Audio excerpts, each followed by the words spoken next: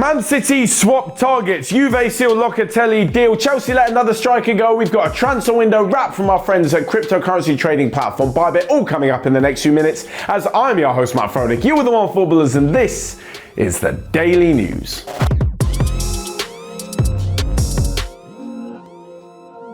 First up, Manchester City signing Harry Kane. It sounds like a deal that's been going on forever and is yet to be completed. In fact, the two clubs are yet to open talks because Manchester City have not met the valuation of the player that's been reported in the media of around £150 million. So, last night, it was evident that Manchester City actually have a plan B. That plan B comes in the shape of Fiorentina forward Dusan Vlahovic, who managed 21 goals in Serie A last season and is by all accounts a 6'3" monster and one hell of a striker.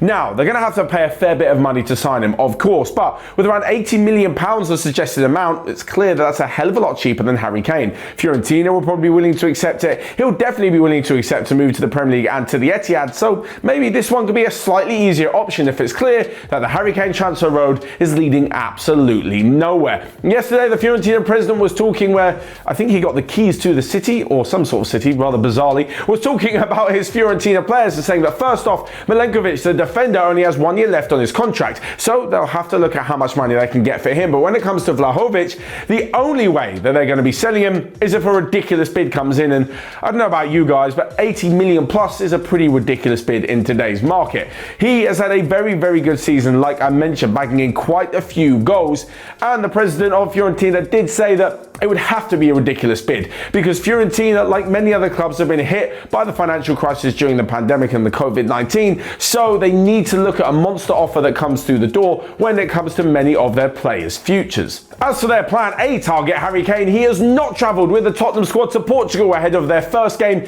in the Europa Conference League tonight. Make of that what you will. Apparently he's not fit enough because he only returned to team training on Tuesday, and it looks as though there's going to be a race to see whether or not he will be fit to face Wolves on Sunday as Nuno takes his new team back to his former side.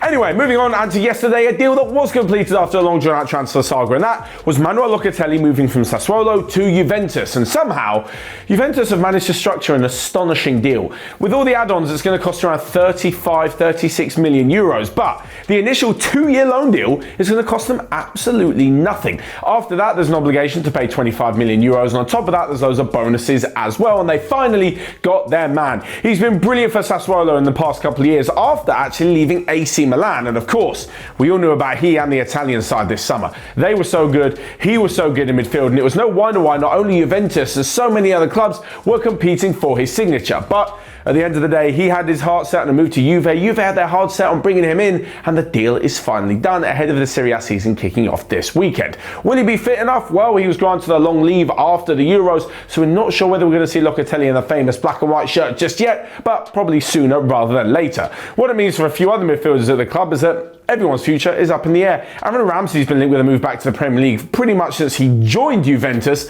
and it looks as though this may push him closer to the exit door. There was also talk about Miralem Pjanic coming back into the club, but now they've signed Locatelli. I'm not sure that was going to happen without them selling someone else first. Next up though, and to Chelsea, who have lost yet another striker in this transfer window. This one is honestly really, really bizarre. I'm looking at the Chelsea squad and trying to think of who they'd have if Romelu Lukaku gets injured or is terrible and is completely out of form. He's the only striker they've got. Yes, they paid a lot of money to bring him in. Yes, he's going to be the number one striker. And yes, I've no doubt he's going to be brilliant to score a lot of goals. But they let Olivier Giroud join AC Milan. Tammy Abraham moved to Roma in the last few days. And now Michy Batshuayi has left the club and joined Besiktas on loan. Before he left, he signed a new contract. This means that if he has a fantastic season, Chelsea can obviously charge a bit of money should anyone want to buy the 27-year-old, who will then be 28 by next summer, because he won't be leaving on a free. But as for Batshuayi, this is his 5th loan deal since joining Chelsea, and I'm starting to feel sorry for the player. Like, continuously farmed out, hoping that he does well enough so that another team want to come in and pay a fair bit of money for him so Chelsea can recoup some of the fee they paid to Marseille.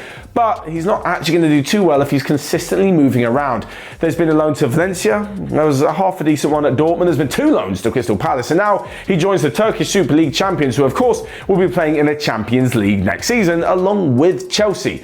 As for how Michy Batshuayi will do, I think he's actually going to have a very, very good year. I hope so anyway. Finally then, we come to our transfer window wrap, brought to you by our friends at cryptocurrency-based price trading platform Bybit. And first off, Marcos Llorente has signed a new deal at Atletico Madrid, which will take him all the way up to 2027.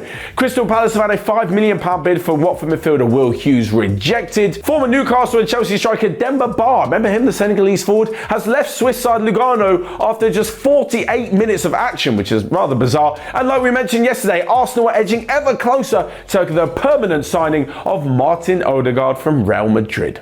That's all from me for today. Check out everything else we got going on, and I'll see you guys later.